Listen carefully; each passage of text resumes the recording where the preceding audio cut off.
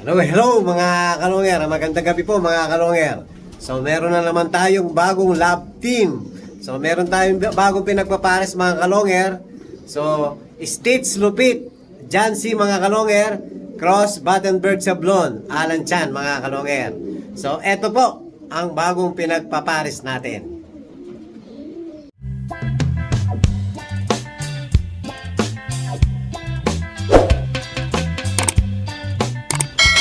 Ayan mga kalonger, yung bagong pinagpapares natin.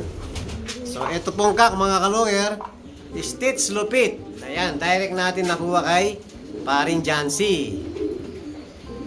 Ayan, ginamit ko na po to last year mga kalonger.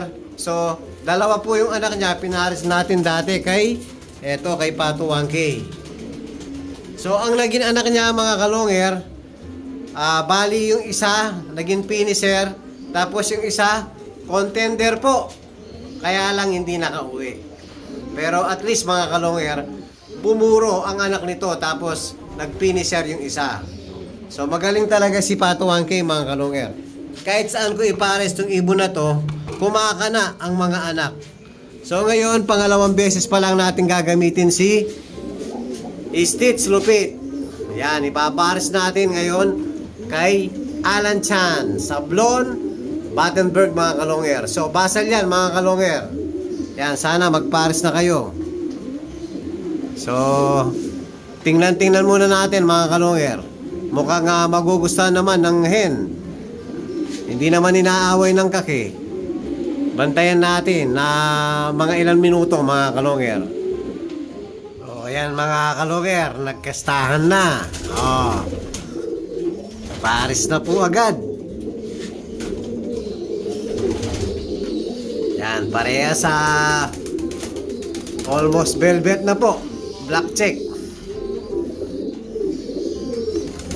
Yan, nabulabog sa atin. Layo tayong konti.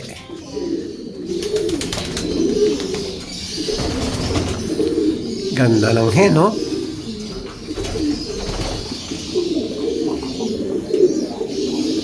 Sige lang.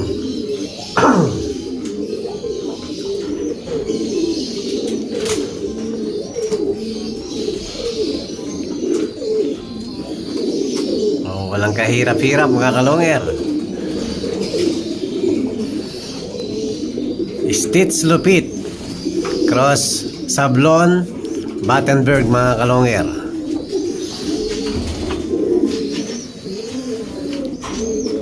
Yan, bali po yung hen, basal po. 8 months pa lang mga kalonger. So katatapos lang mag-molt. So gumamit tayo ng hen, pinakamababa mga kalonger, 8 months. Yung tapos na po lahat, nag-molt na, pati pakpak, bago na po lahat. Yan ang pinakabata natin ginagamit na hen. So bali basal yung Battenberg Sablon natin. Tapos second, pangalawang gamit pa lang natin ngayon kay Stitch Lupit mga kalonger. So almost 1 year po hindi nagamit yung ibon natin. Yan, actually medyo molting pa ng konti, pero ayos lang yan mga kalonger. O yan, 2 beses na nagkastahan.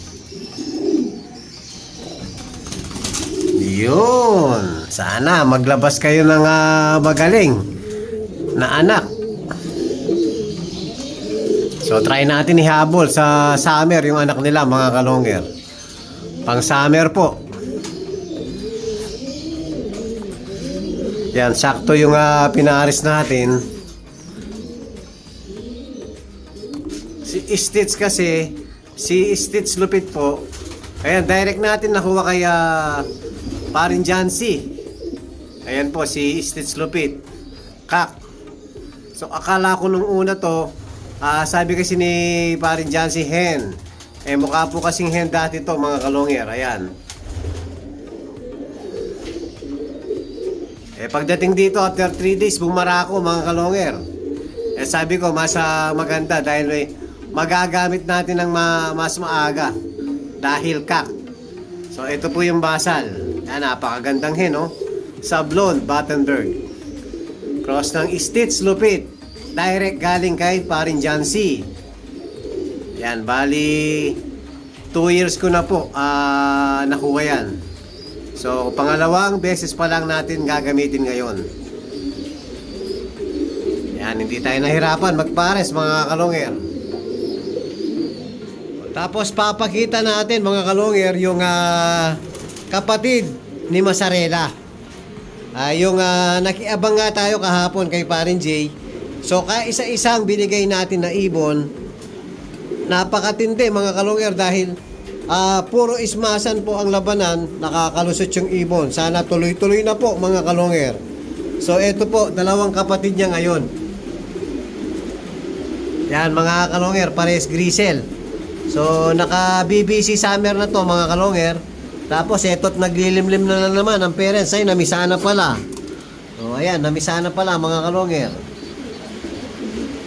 So isa pa lang ang nilaban kong anak nila mga kalongger. Itong south na to, si Kuryente, yung binansagan natin Kuryente. So nag-lap winner po ng Naga yun, Naga City. Tapos nag third overall po, third overall champion sa Derby, Tacloban mga kalongger. O yun yung tatay Masarela.